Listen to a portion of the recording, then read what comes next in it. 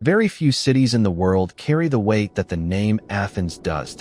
This is not just the story of a city, it is the story of humanity itself. Surrounded by the deep blue waters of the Mediterranean, perched upon a rugged peninsula, a city breathed, fought, thought, and was reborn over thousands of years. Athens, the birthplace of democracy, the stronghold of philosophy, the cradle of tragedy and comedy. But behind this glory lies blood, fire, betrayal, and an unyielding, relentless will to survive. In this journey, we're doing something special.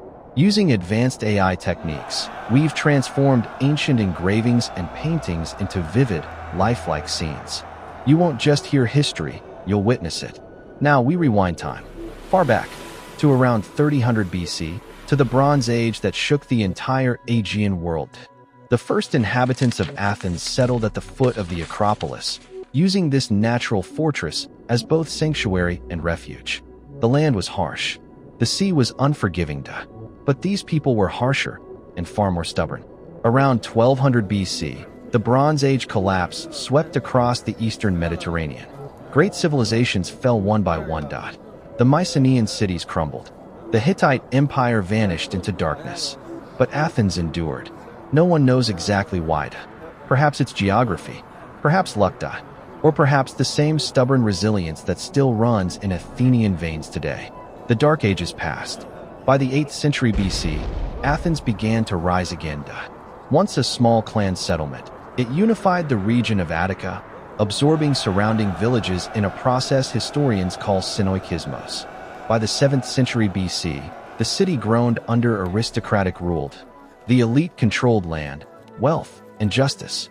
Ordinary citizens lived under the shadow of debt slavery. Then came Solon. In 594 BC, elected archon, he abolished debt slavery, reformed the laws, and planted the first seeds of freedom in Athens. His reforms weren't perfect. Conflict remained. Tyranny followed.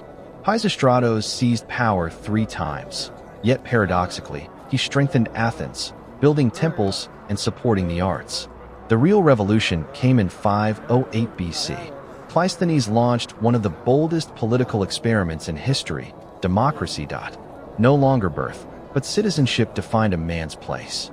Every free male citizen now had a voice. It was a radical idea, so radical that neighboring kingdoms saw it as a threat. They were right, because free men are far more dangerous than slaves fighting for masters. In 490 BC, the armies of the Persian king Darius landed on the shores of Attica. At Marathon, Athenian hoplites charged, literally ran, into a much larger force. And they achieved one of history's greatest upsets. The Persians were defeated. Legend says Phidippides ran 42 kilometers to Athens to deliver the news, victory, before collapsing and dying. But the real storm was yet to come. In 480 BC, King Xerxes invaded Greece with a massive army. At Thermopylae, 300 Spartans made their stand, but the pass fell. Athens was abandoned. The people made a choice: abandon the city. Save the people. Xerxes burned the Acropolis. Temples were destroyed. Athens turned to ash. But the Athenians were at sea. At Salamis, under the brilliant strategy of Themistocles, the Persian fleet was trapped and crushed. Athens rose again from its ashes, and this time stronger. The 5th century BC became Athens' Golden Age. Under Pericles, the Acropolis was rebuilt. The Parthenon rose toward the sky. Socrates questioned truth in the streets. Plato immortalized it in philosophy. Aristotle tried to classify everything, literally everything. Aeschylus, Sophocles, and Euripides shaped drama forever. Herodotus and Thucydides turned history into an art form. This small city pushed the limits of human thought and shattered them. But no golden age lasts forever. In 431 BC, war broke out with Sparta. The Peloponnesian War. For 27 years, Greece tore itself apart. Then came the plague. In 430 BC, one of the deadliest epidemics in history struck Athens. Thucydides himself survived it. A quarter of the population died. Pericles was among them. Athens was fighting and mourning. In 404 BC, Athens surrendered. Its walls were destroyed, its fleet dismantled. Democracy was suspended. But Athens refused to die. Democracy returned. Trade, philosophy, and art continued, until a new power rose from the north. In 338 BC, King Philip II of Macedon crushed the Greek city-states at Koiniata. His son, Alexander the Great, took it further, conquering much of the known world. Athens was no longer the center of power, but it became the center of culture. And that crown proved even stronger. Because wherever Alexander went, he carried Greek language, thought, and art. This became known as Hellenism. Athens spread faster than any army. In 146 BC, Rome conquered Greece. But Rome didn't just conquer Athens, it admired it. Captive Greece captured its savage conqueror, wrote Horace. Athens became part of Rome, but shaped its soul.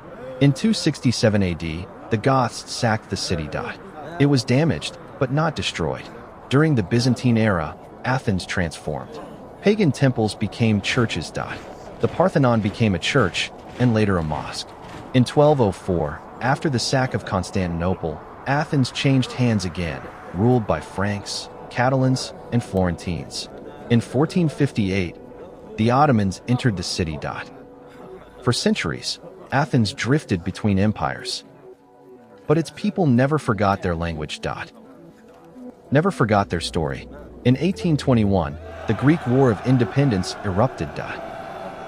After years of bloodshed, Greece became free. In 1834, Athens was declared the capital of the new nation. At the time, it was a small, ruined town, home to just a few thousand people. But the world knew what this place meant. And Athens began to grow again. In 1896, the first modern Olympic Games were held there. The 20th century brought both suffering and resistance. During World War II, Nazi occupation led to famine and destruction, but the Athenians resisted. When a German flag was raised over the Acropolis, 2 young men tore it down. The war ended. Athens still stood. Today, Athens is home to nearly 5 million people, one of Europe's oldest and most vibrant capitals. The Acropolis still stands, still watches, still cuts through the wind, and every stone, every column carries the memory of wars, plagues, invasions, revolutions, and an unbreakable will to survive. Athens is not immortal, but it refuses to die. And perhaps that is true heroism. See you in the past.